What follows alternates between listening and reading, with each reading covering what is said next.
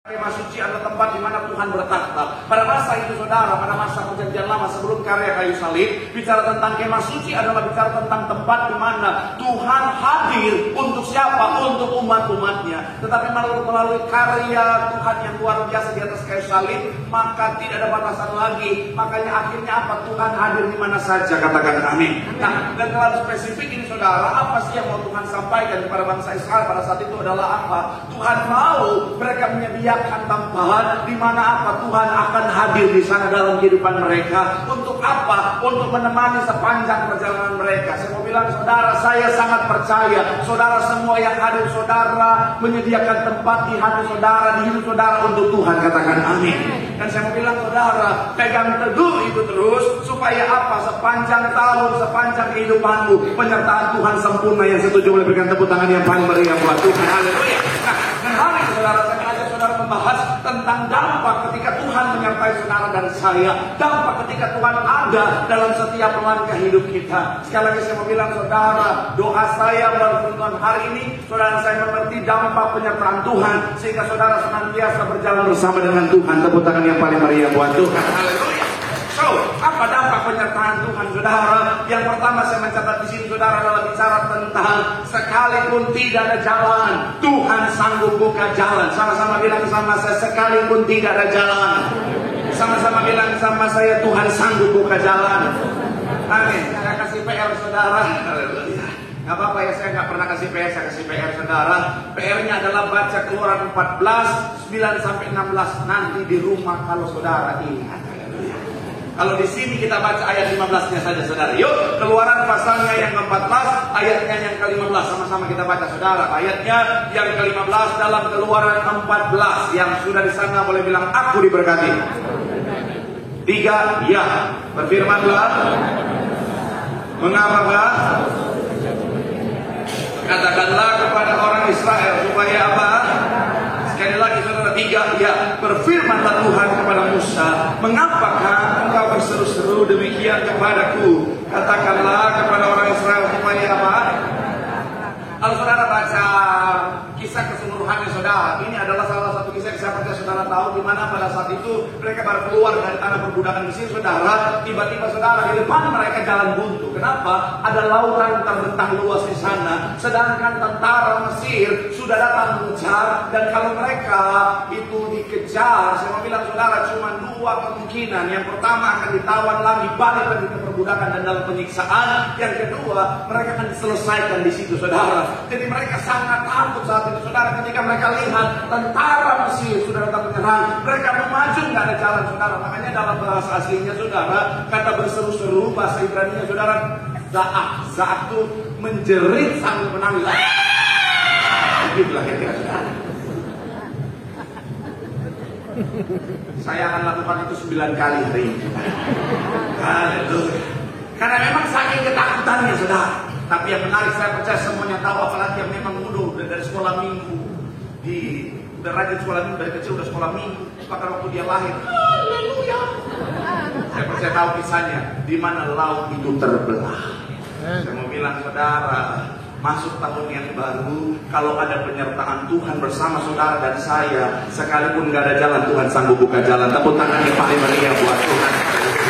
Saya nggak tahu apa yang sementara saudara hadapi. Saya nggak tahu jalan buntu apa yang sementara saudara hadapi. Dalam sakit penyakit kah? Dalam persoalan kehidupan kah? Persoalan rumah tangga kah? Persoalan keuangan kah? Saya mau bilang saudara, apapun yang menghalang di depanmu, selama kau berjalan bersama dengan Tuhan, Tuhan sanggup membelah. Tuhan sanggup membuka jalan bagimu. Tepuk tangan yang paling meriah buat Tuhan.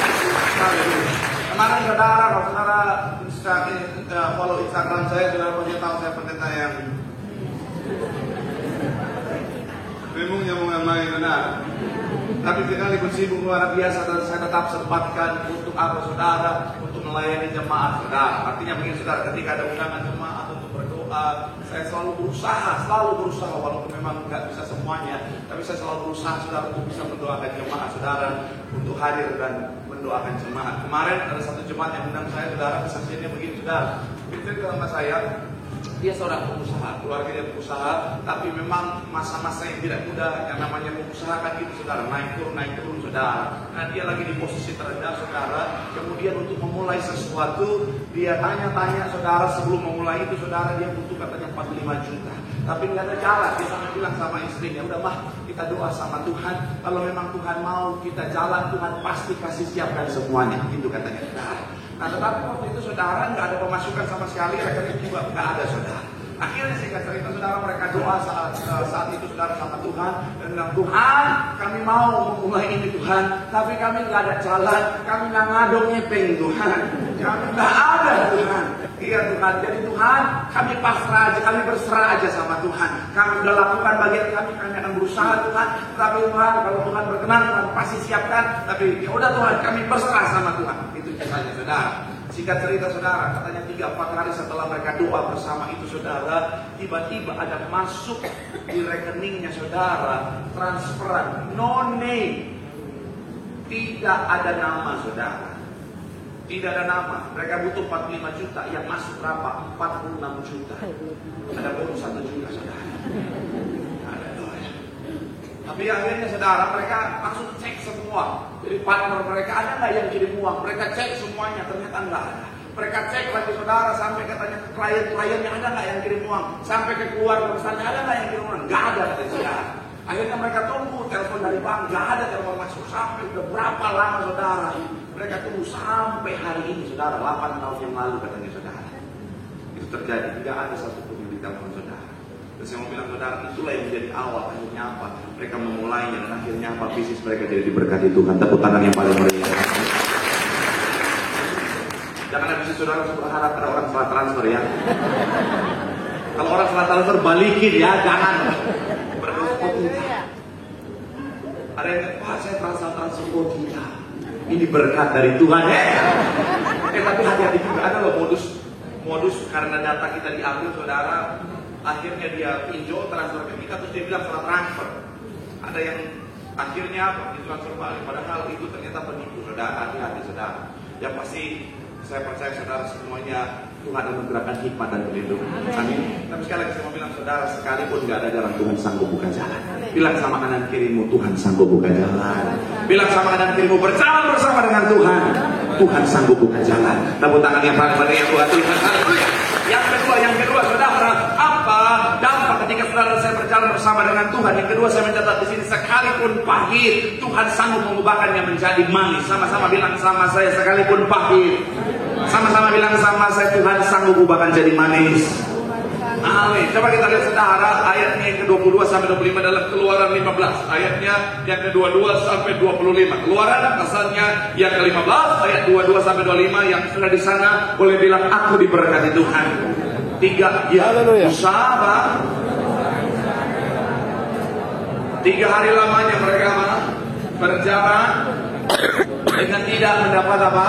Sama-sama bilang sama saya, mereka sangat haus. Saudara bisa bayangkan orang kalau makan 3 hari saudara, itu orang kalau misalnya nggak makan, menurut penelitian saudara, orang kalau nggak makan bisa bertahan 7 sampai 9 hari saudara. Jadi kalau tanpa makan, yang penting ada minum. Tetapi kalau tanpa minum, orang normal di suhu tropis kayak kita saudara, cuma bisa bertahan maksimal itu 3 sampai 4 hari saudara. Apalagi di Mesir, oh Tuhan saya mau bilang ya, kalau saudara yang belum pernah ke Mesir, panasnya Bekasi ketemu panasnya Mesir, dia sujud-sujud saudara. Saking panasnya itu Mesir itu panas di darah Yesus saudara. Saya jalan di Mesir saudara, itu saudara antar jemaat, oh Tuhan Yesus saya ngerasain Tuhan. Ini aja kalau saudara mau jemur baju di sana baru minyak udah kering saudara. Saking panasnya saudara. Jadi bayangin 3 hari nggak ada minum sama sekali saudara. Saya mau bilang saudara ini satu keadaan yang amat sangat sulit. Kemudian ayat selanjutnya 23. Sampailah mereka apa? Tetapi mereka tidak dapat meminum air yang dimara itu karena apa? Pahit rasanya. Itulah sebabnya ayat yang ke-24 dikatakan apa? Lalu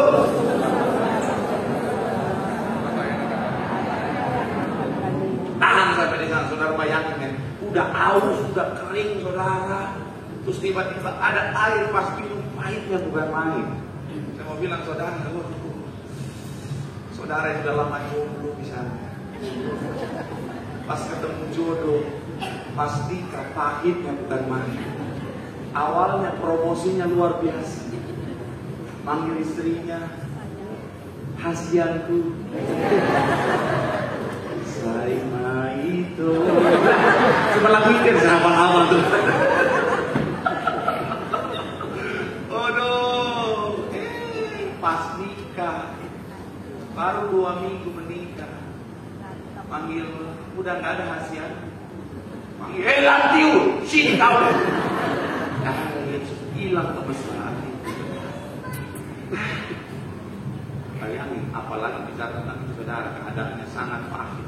Tapi yang menarik ayat 25 dikatakan apa? 3, iya, Musa dan Tuhan menunjukkan kepadanya sepotong. Musa melemparkan kayu itu ke dalam air. Lalu air itu apa? Di sanalah apa?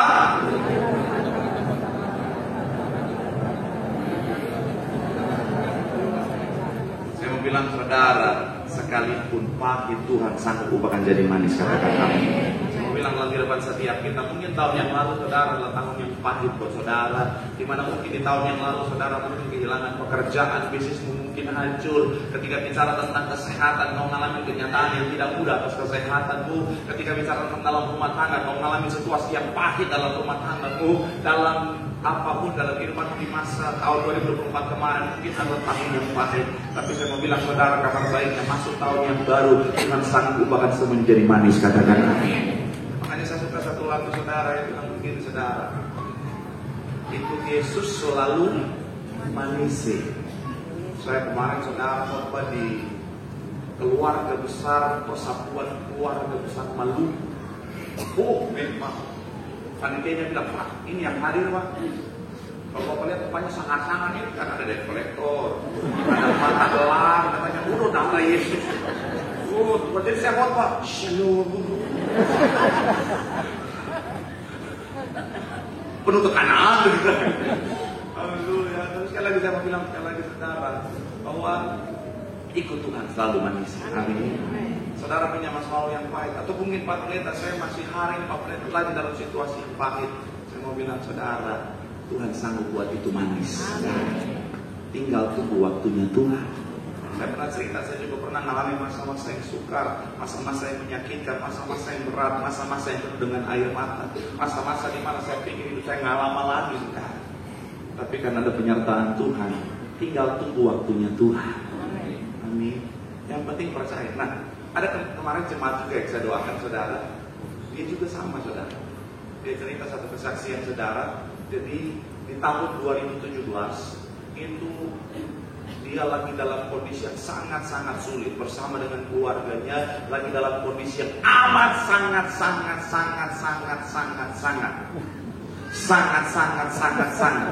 sulit. Mereka ada 4 orang satu keluarga, bapak, ibu, anak 2. Mereka hanya boleh makan jatah satu kali makan itu satu hari 10.000. Gak usah nanya, nenek-nenek tapal depan BCP juga tahu itu gak cukup. Gak usah nanya, cukup gak kau petak? Kalau saudara tinggal di kampung masih mungkin cukup. Kenapa? Tinggal beli beras, sisanya ambil aja sekeliling. Iya kan? Saya kalau di kampung aja daun pepaya, daun apapun, tinggal bikin sambal, semuanya ambil, bisa hidup. Di Jakarta ini bos, napas dikit, goceng. Iya. Ada banyak orang zaman sekarang jadi introvert, pendiam, diam di rumah, bukan karena dia introvert, karena sekali keluar gope bos. Apalagi 10.000 satu hari.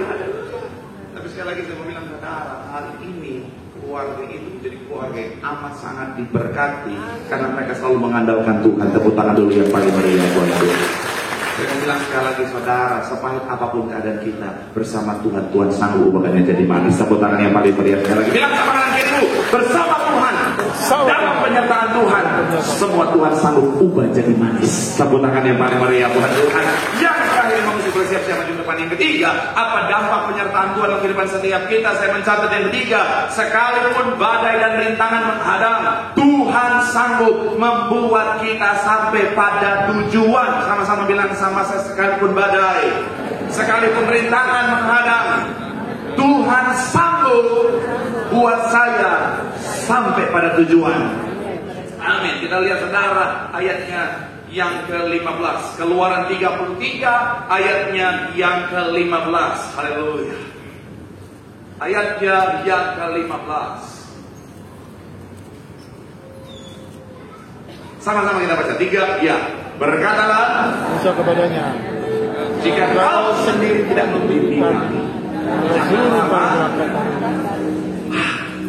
Kita lihat sekali lagi saudara. Berkatalah Musa kepadanya, jika engkau sendiri tidak, janganlah suruh kami berangkat dari. Ini kisahnya kalau saudara baca keseluruhannya, saya percaya banyak yang saudara tahu saja. Jadi waktu itu karena Tuhan udah lihat mereka ini bembalnya hitam, karena Tuhan lihat mereka ini tegar tengkuk, keras kepala batu. Pokoknya memang kerasnya bukan main, Makanya Tuhan bilang, Musa udah jalan aja deh lah, Musa udah, kamu jalan aja lah, nanti tetap duduk yang awalnya kami cuma jalan aja. Tapi Musa sadar betul, mereka nggak sampai ke tujuan kalau tidak ada penyertaan Tuhan, sudah. Makanya Musa bilang sama Tuhan, kalau Tuhan nggak menyertai, udahlah kita nggak mau jalan lah Tuhan. Karena kalau Tuhan nggak menyertai, kita nggak akan sampai ke sana.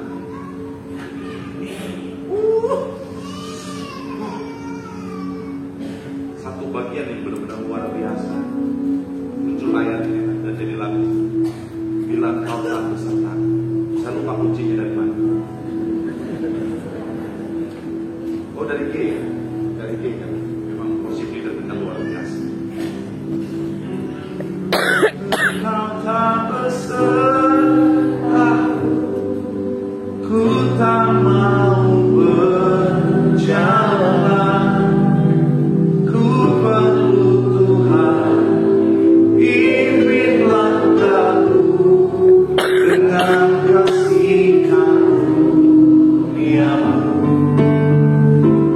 Pimpinlah aku setiap waktu berjalan dalam nyatakan Tuhan dan berjalanlah. Saya mau bilang saudara, jangan mau berjalan tanpa Tuhan. Masuk tahun yang baru, pastikan kau berjalan bersama dengan Tuhan. Karena gini saudara, hidup tuh makin hari makin sulit, tantangan makin hari makin berat. Kalau kita nggak berjalan bersama dengan Tuhan, kita tidak akan sampai pada tujuan yang sudah Tuhan sediakan. Jadi pastikan jangan andalkan kekuatanmu, jangan akhirnya, loh aku bisa kok, jangan. Andalkan Tuhan akan berjalan bersama dengan Tuhan. Kalau ini kabar baiknya kalau kita berjalan bersama dengan Tuhan, apapun penghalang, saudara pasti tembus. Ada yang hadir kemarin di acara di Betos? Ada? Oke, tidak semua ya. Kalau saudara hadir kemarin di acara di Betos, itu planning awalnya Pak Presiden datang, saudara. Jadi memang karena namanya orang nomor 1 Indonesia mau datang, pengamanannya harus ekstra. Jadi baik panitia maupun dari protokol semua udah ready, saudara. Pengamanannya begitu ketat dan gak sembarangan orang boleh masuk, betul kan? Makanya orang yang mau datang harus daftar dulu, isi data, datang dapat gelang, baru boleh masuk, betul kan ya? Jadi kalau orang main ujuk-ujuk datang, boleh masuk kan? Gak sembarangan masuk. Akan ada penghalang demi penghalang yang akan membuat dia gak bisa masuk ke dalam. Tapi berbeda kalau misalnya begini. Saya kemarin ada di Tambahan, baru ikut saya pertama kali kemarin di acara resmi. Dia boleh masuk.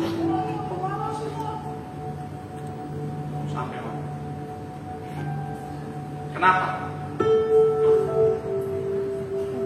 Kenapa dia bisa bosan? Hah? Oh, juga Hah?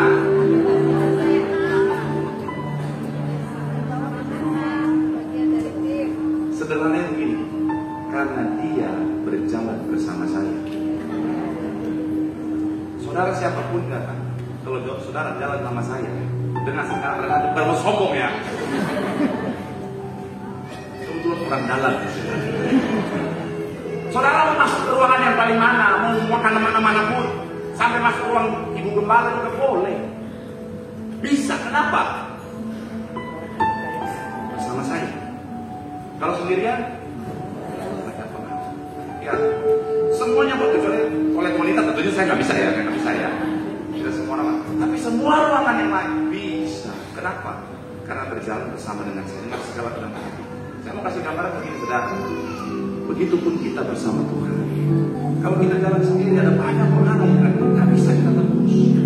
Tapi kalau kita berjalan bersama dengan Tuhan, apapun rintangan, apapun halangan, kita akan sampai pada tujuan. Kenapa? Karena kita berjalan dengan pribadi yang kuasanya dahsyat luar biasa. Tepuk tangan yang paling meriah buat Tuhan. Bilang sama kanan kirimu, berjalan bersama dengan Tuhan, kita akan sampai pada tujuan. Tepuk tangan yang paling meriah buat Tuhan. Haleluya. Yang diberkati boleh lambaikan tangan itu. Tepuk tangan saudara-saudara yang paling meriah buat Tuhan. Penyertaanmu sempurna, rancanganmu penuh damai, amanah sejahtera walau di tengah badai. Ingin selalu bersama, rasakan keindahan arti kehadiranmu. Mari sama-sama boleh pegang tepuk tangan sorak-sorai yang paling meriah. Sampai kita boleh bangkit berdiri atas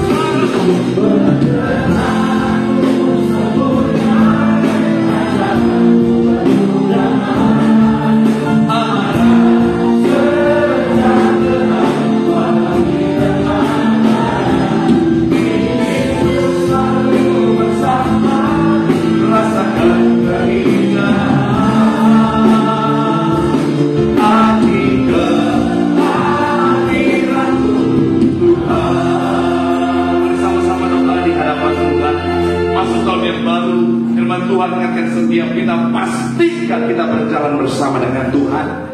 Karena ketika ada penyertaan Tuhan dalam kehidupan setiap kita, Tuhan sanggup buka jalan sekalipun tidak ada jalan. Ketika ada penyertaan Tuhan dalam kehidupan setiap kita, sekalipun pahit keadaannya, Tuhan sanggup bukan jadi manis. Dan ketika Tuhan ada berjalan bersama-sama dengan kita, apapun badai, apapun gelombang, apapun situasi keadaannya, kita akan sampai pada rancangan indah yang sudah Tuhan sediakan. Mari doa di hadapan Tuhan sambil langkah tangan, katakan, kami perlu Engkau Tuhan, kami butuh penyertaan-Mu Tuhan, karena penyertaan Tuhan sempurna bagi setiap kami. Terus angkat tangan. Penyertaan